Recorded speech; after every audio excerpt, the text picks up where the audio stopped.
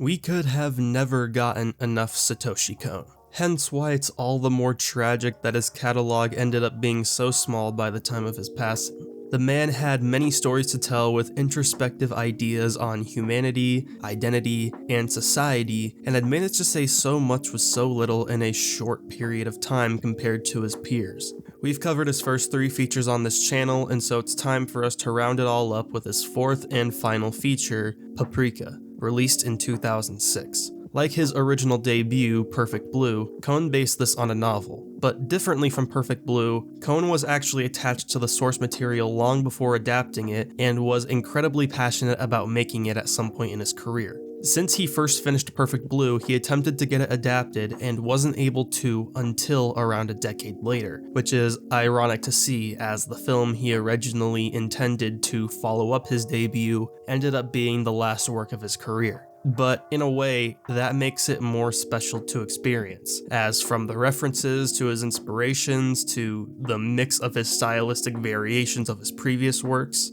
as well as his determination to make the film beforehand, I find it safe to call this film Satoshi Kon's most personal work, and the one he was most passionate about in his career. In the interviews that I've gathered from his prior works, Kon didn't talk all too much. He's rather reserved in them, and while he has interesting things to say, he's kept his interviews short and concise and didn't do many of them. However, there is so much with Paprika, and his answers in them are massively full of talks on his philosophy on filmmaking and his deep interests with the human mind and internet, such as one answer he gives in an interview with Screen Anarchy, where he discusses how he uses dreams in the film. What fascinates me in dreams is the idea that they emanate from our subconscious. I think that there are many possibilities to interpret dreams, but a great deal of mystery always remains. When a dream is explained to us, it's necessary to know the personal context of the subject. For example, what his childhood was like, his adolescence, his personal relations. You've got to understand all these elements in order to tally up the dream and to decode it. At the cinema, that can't happen because the approach demands the introduction of too many elements. In order for viewers to identify with this dream, I chose a parade which makes one think automatically of other common dreams and unconscious states. There are very old characters, like objects, that are discarded by people today, or religious symbols that people have forgotten. I think that even nowadays, people have forgotten the importance of dreams.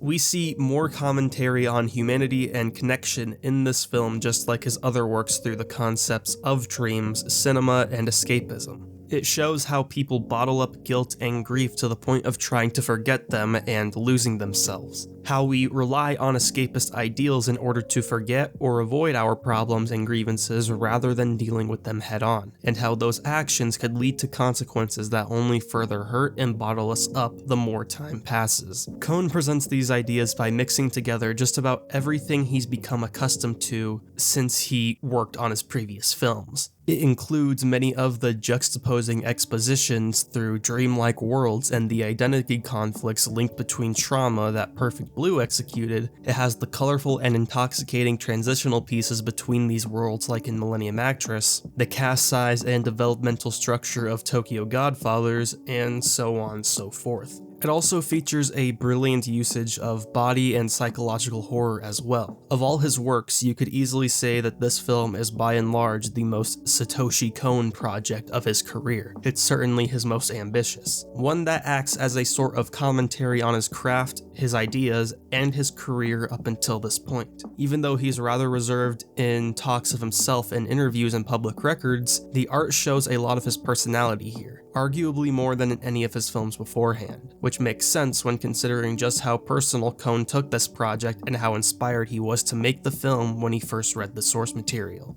At first, Perfect Blue was a made-to-order film. I was asked to make that film, while for Paprika, I took the initiative to adapt the novel. I've always been a fan of the works of Yasutaka Tsutsui. I believe that Paprika was published 10 years ago. I remember at the time I found it extraordinary and thought that there was the potential to create something truly incredible. For 10 years, I did nothing but seek financial backing to adapt it for the big screen, but that wasn't forthcoming. Up until the day when we met for a debate organized by a magazine and he himself proposed that I do the adaptation, very strangely, when I met him, I felt that I had some sort of mysterious destiny with him. I can't explain it any other way.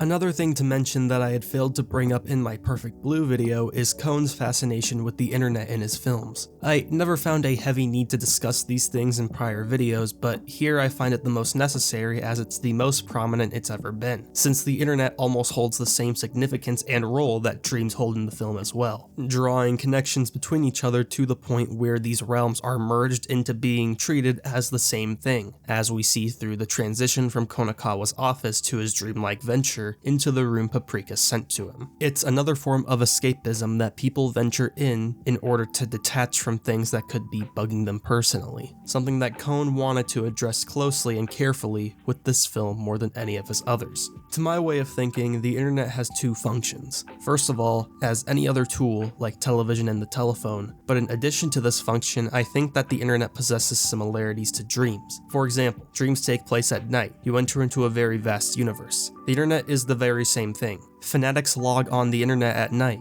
In both cases, these are two universes which remove us from reality. That's right, because by participating in chat rooms and internet forums, people free themselves from their daily oppression. It's also fun to point out the amount of references to Kon's own inspirations here, as they are more apparent than ever. Obviously, there are Easter egg references to his own films, but also references to other filmmakers that go over a lot of people's head, such as in the scene where Konakawa is explaining filmmaking terminology to Paprika in his dream. He's suddenly dressed like another filmmaker we've covered on this channel, and my personal favorite director of all time, Akira Kurosawa, rocking the same suit, hat, and shades that he was recognized to wear on his sets. And yes, this is entirely intentional, as Kon brings it up in his interviews as well. While I won't bring up a full excerpt, there's a specific piece he speaks about this moment and this decision that I find interesting, where he describes Konakawa's behavior here as, it's not Akira Kurosawa, but Konakawa who wants to be Kurosawa, which I feel is a great way to describe his behavior in this scene to highlight his real-life insecurities and regrets from the past, whilst also tying them back into his grief, guilt, and especially his cinematically inspired dreams. As one of the primary characters here, I find him to be one of Kon's most fascinating characters he's written due to his swapping perspectives, his vulnerability, and his flawed masculinity. I found him to be probably one of the most central pieces of my enjoyment of the film, as his dreams and his involvement is when I felt myself the most invested. Him and Paprika, of course. There are plenty more references scattered throughout the film, both subtly and more on the nose, that we could go over, but that is not the purpose of this video, so we won't. There had been discussions around the ending Easter egg showcasing all of Kon's prior films before panning to a fictional film called Children Who Dream, which is a film that never actually existed. People discussed what this could mean, some say it doesn't mean anything, though Kon has said in interviews that he did plan on venturing into directing films aimed at young audiences after Paprika. And due to how personal this film was to him, I believe he could have been alluding to that interest with this. He had many ideas he wanted to explore that I find very intriguing, such as a film that would blend both live action and animation together, which would have been so interesting to see with his vision. But unfortunately, of course, those ideas were never given the chance to be presented, as Paprika was Kon's last project before he sadly passed away. It goes without saying, but rest in peace to an absolute legend of the craft. One of the most fascinating and curious minds to ever touch the world of animation and cinema as a whole. A man who, despite having such a small catalog, holds prestige and influence not matched by anyone else. A one-of-a-kind artist who will never, ever be forgotten. When I first watched Paprika a year ago, I didn't know what to make of it. I enjoyed it quite a bit for its ambition and interesting world, but I also found it a little monotonous at times. I thought most of the scenes taking place in real life were rather dull, and the drama was underdeveloped. I also found the climax a bit out of balance. But over time, and with my rewatch in preparation for this video, a lot of my feelings have evolved. I certainly still have some gripes with the film in its delivery and structure compared to his other works, as it still feels very expo heavy without executing it as concise and uniquely as Perfect Blue and Millennium Actress,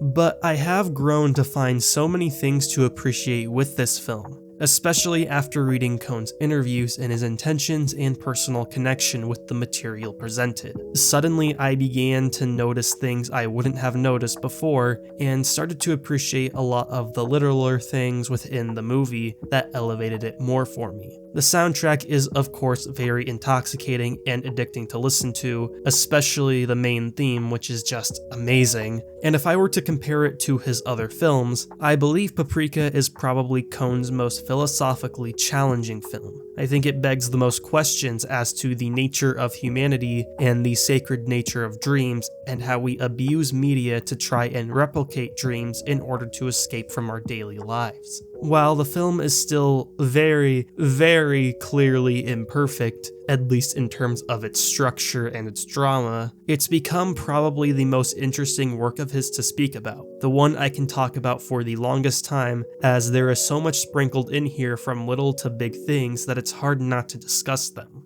With how much thought and personality Kon spilled into this movie, it's become one of the most interesting cases that I've been able to talk about on this channel, which I appreciate much, much more. And I'm glad that my rewatch has opened my mind up to these things.